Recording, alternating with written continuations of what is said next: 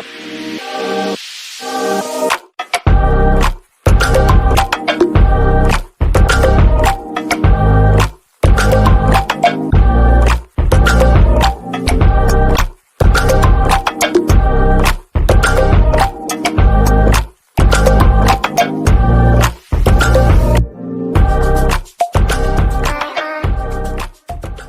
up, Zachary High? I'm Kaylee Rolfe. And I'm Jaden Bessick. And you're watching this week's WZHS broadcast. I hope that everyone enjoyed their Mardi Gras break. I know that I did. This week, so many things have been happening with sports. This sure has. To sum up everything that's been happening in sports, here's Kelvin with Behind the Line.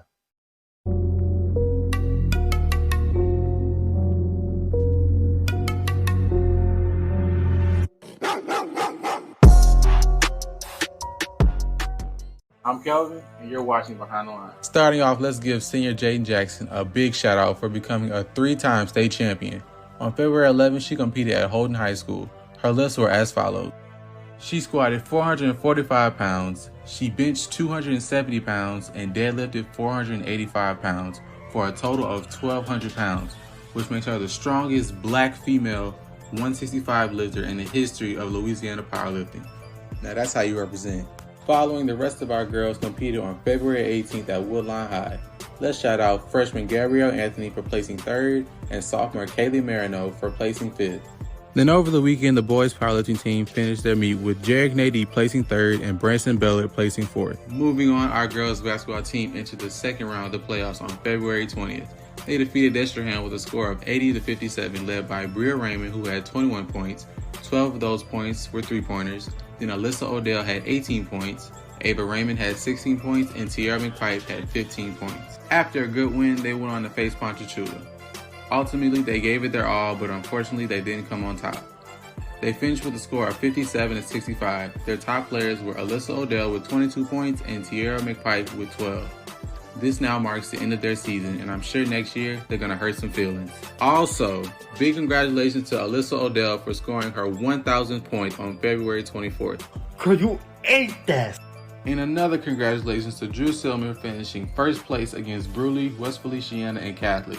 If I'm not mistaken, this is his 3rd #1 spot in a row. Keep it up. Our bowlers competed February 28th. The outcome of the game ended with them falling short with a score of 6-21. Congratulations to the girls softball team. They defeated Acadian High School with a score of 13-12. Coming up this week on March 3rd, tomorrow the track team will compete at the St. Relays meet. And on March 7th, the softball team, baseball team, and bowling team have a match. I'm Kelvin, and you just watched Behind the Line. Back to you, Kaylee and Jaden.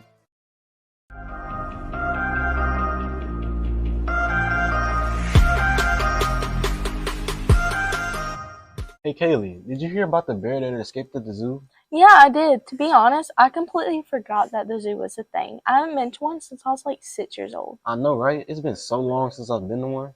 Well, with more info on this and many more other things, here's Cameron McKaylin with this week's Globe Chart. And stay tuned for the Senior Superlatives video.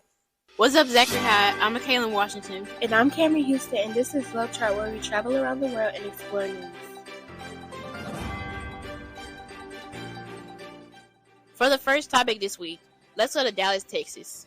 Scientists are reincarnating the woolly mammoth to return in 4 years. I know, right? Why would they want to revive a 10-foot beast with 9-foot sharp tusks? Makes no sense to me. Anyways, recently, Colossal, a Dallas-based company, recently added $60 million in funding to move towards a 2027 de-extinction of the woolly mammoth. If the reincarnation is successful, not only will Colossal bring back an extinct species, but it will also reintroduce the woolly mammoth to the same ecosystem in which it once lived in an effort to fight climate change. According to a recent Medium post, Colossal calls the woolly mammoth's vast migration patterns an active part of preserving the health of the Arctic, and so bringing the animal back to life can have a beneficial impact on the health of the world's ecosystem. Next, let's go to a tragic event in Florida. An 85-year-old woman, Gloria Surge, was walking her dog when an alligator attacked her. Her neighbor, Carol Thomas, was opening her window around noon when she heard some noise outside. She went to check and was stunned by what she was seeing. Surge's leg was caught by the 10-foot-long alligator. Thomas quickly called 911 and then turned her attention back to the water. She could no longer see Surge. Thomas ran to get a hook and moved closer to the pond, desperately trying to help her neighbor. Sturge sadly didn't survive the incident. The Florida Fish and Wildlife Conservation Commission captured the alligator responsible. Next, we bear terrible news. Recently, there was a mass shooting at Michigan State University that left 3 students killed and 5 injured. The 3 victims that sadly passed were juniors Ariel Anderson, Alexander Verner, and sophomore Brian Fraser. As of February 23rd, one of the injured students has been discharged. This incident has left many people in the community shattered, and there was a vigil on the MSU campus that brought hundreds of people together. There have been vigils all over Michigan for the victims. President Joe Biden called on lawmakers to take steps to address gun violence in the wake of the mass shooting at Michigan State University, pledging federal support in the ongoing investigation. Lastly, for this week's viral news, let's go to the Show Me State, Missouri. On Thursday, February 23rd, a bear escaped its enclosure at the St. Louis Zoo around 1 p.m. The bear wandered around the zoo for about an hour, prompting a lockdown that lasted for about an hour. The zoo said it was the second time in 1 month that the bear had managed to escape. The zoo also stated it was later reported that the bear was captured after being sedated with the tranquilizer dart. Let's take a look. The second time this month, a bear escapes its habitat at the St. Louis Zoo. This time, visitors had to shelter inside until Ben, an Andrian bear, was found. Fox 2's Patrick Clark looks at how he keeps getting out and what's being done to keep visitors safe. A little bit of a surprise for zoo patrons earlier this afternoon. They were told to shelter in place. This was in the early afternoon. That was until the curators could get the bear named Ben back into a safe enclosure. Well, Thursday afternoon around 1 p.m., a young Andean bear named Ben escaped. The bear, about 300 pounds. This is the second time the 4-year-old bear has escaped his enclosure at the River's Edge portion of the St. Louis Zoo. The zoo holds active animal escape drills at least 4 times a year to prepare for just such an event like today. Now, nobody was injured, as zoo visitors were told to shelter in place while the zoo staff were able to tranquilize the bear and secure the area, returning him to a different enclosure. We spoke to a family that saw the bear roaming around freely, as well as the zoo director, about today's incident. Yeah, we called it in, and they showed up maybe 2 minutes later. And the bear was very calm the whole time from what we saw, and just looked like it was having fun. The habitat we've had since 2016. We had not had a bear escape from that habitat ever until we got Ben, and he's just very curious. Since the last escape, we had actually added some stainless steel clips that are used on cargo ships that have a tensile strength of about 450 pounds. We thought that would do it. We added the clips every about 8 inches, and he still managed to tear some of them. Zoo Director Michael Masek told 5 on Your Side after Ben's last escape, they added stainless steel clips to secure his enclosure, but he still tore through them. Well, that's all for this week's Globetrot. See you next week to explore more news around the world.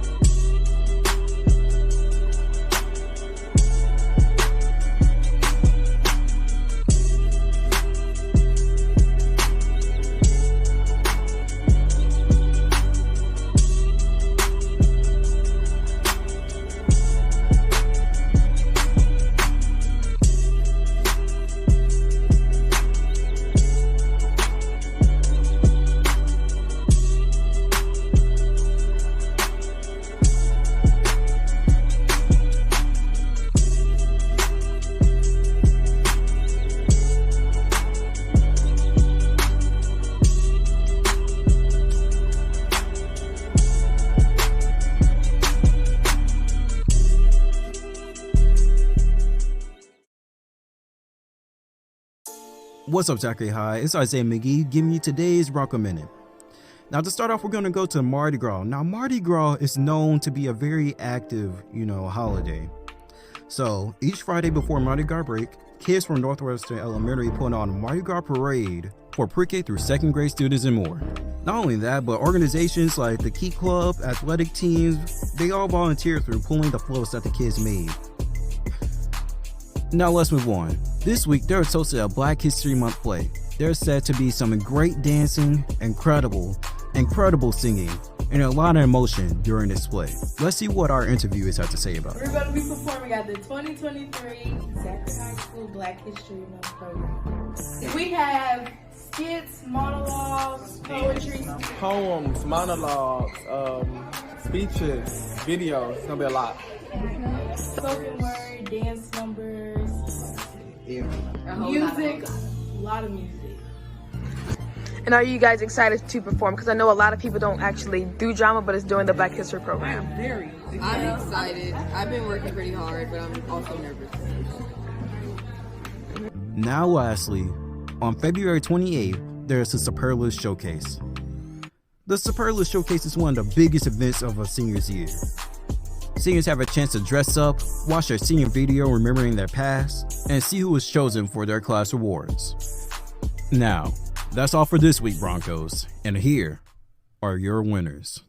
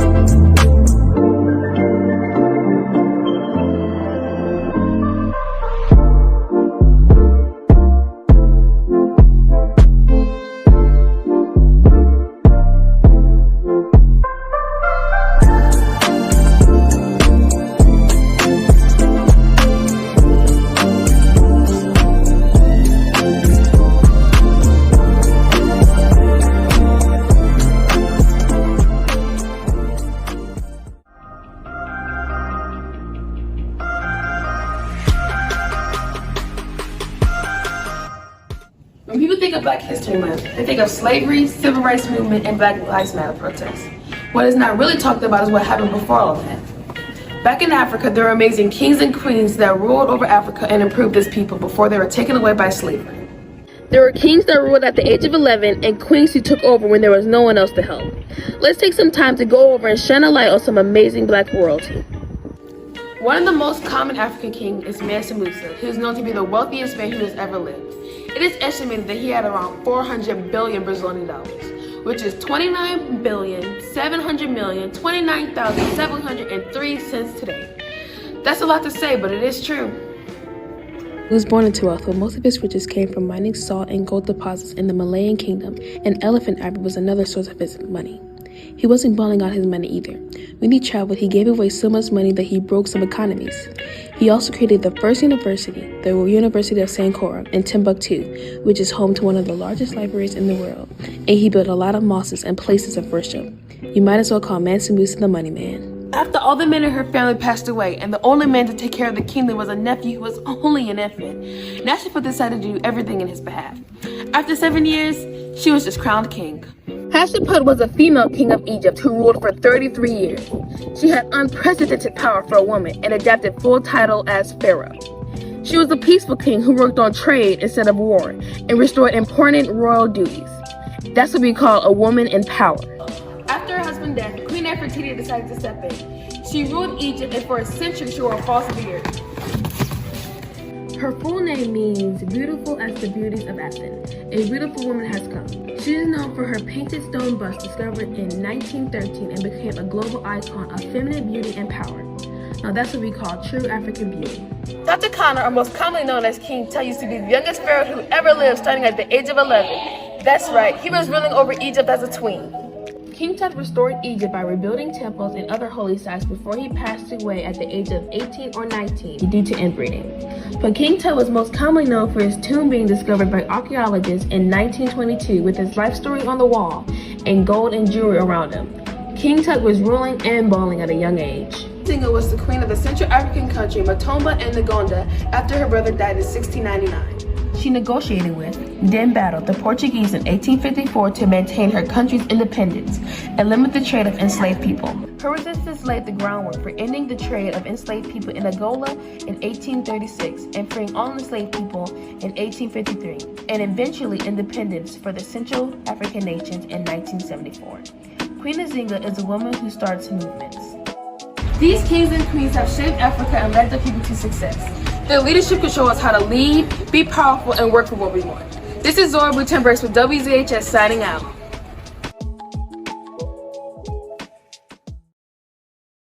Well, Broncos, I hope you enjoyed our first broadcast back from the Mardi Gras break. We'll see you guys next week on WZHS.